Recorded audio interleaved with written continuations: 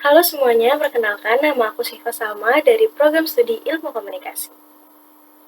Di kesempatan kali ini aku akan bahas materi Breaking the Stigma, Kekuatan Komunikasi dalam Kesehatan Mental. Kita akan bicara soal komunikasi, karena kesehatan mental itu bukan cuma soal medis, tapi juga soal narasi yang kita bangun. Mental illness ini bukan sekadar tren, tapi juga data yang sangat nyata. Berdasarkan Indonesia National Adolescent Mental Health Survey, angka kecemasan atau anxiety itu sangat tinggi. Prevalensinya mencapai 28,2% pada perempuan dan 25,4% pada laki-laki. Tapi ada poin penting di sini, masalah utamanya bukan hanya penyakitnya, tapi juga isolasi sosial yang disebabkan oleh stigma.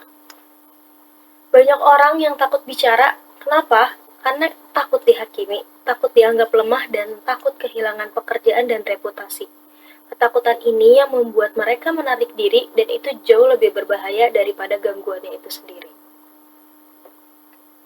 Stigma itu definisinya adalah label negatif karena adanya perbedaan kondisi, ada dua jenis. Public stigma, reaksi masyarakat seperti stereotip, dan self-stigma, rasa malu yang dipendam penderita.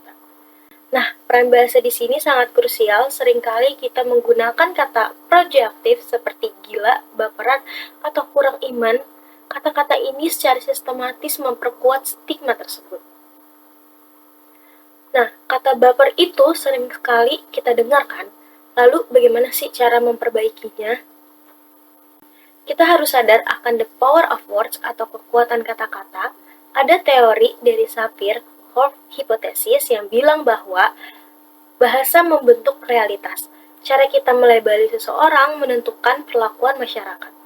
Contoh konkretnya, hindarin kalimat dia skizofrenia, ganti dengan dia dengan skizofrenia. Kita harus menempatkan manusia dulu di depan, bukan diagnosanya. Fokus kita harus pada pemulihan atau recovery, bukan pada krisis. Jadi memanusiakan lewat bahasa ya. Kalau dalam konteks sehari-hari, misalnya ada teman curhat, apa sih yang harus kita lakukan? Gunakan pendekatan PR atau komunikasi strategis, yaitu active listening. Komunikasi bukan cuma soal bicara, tapi juga hadir. Tekniknya adalah validasi perasaan. Katakan seperti, aku mendengar kamu, atau aku ngerti perasaan kamu. Jangan bilang, itu cuma pikiran kamu aja. Ingat, orang curhat itu seringkali bukan butuh solusi, tapi cuma butuh divalidasi. Tapi kadang media juga berpengaruh buruk. Ada juga salah satu contoh berita yang bertuliskan penusukan di Lubuk Linggau di mana pelakunya diduga ODGJ. Media seringkali melakukan framing yang salah dengan mengaitkan gangguan mental selalu dengan kriminalitas. Berita sensasional seperti ini memperparah stigma. Seharusnya media dan kita juga di media sosial lebih banyak menyebarkan konten edukatif, seperti artikel, opini yang membongkar stigma bukan yang menghakimi. Terakhir, apa langkah konkret atau action plan yang bisa kita lakukan mulai hari ini? Ada 4 langkah sederhana, yaitu pertama, be mindful atau saring ucapan.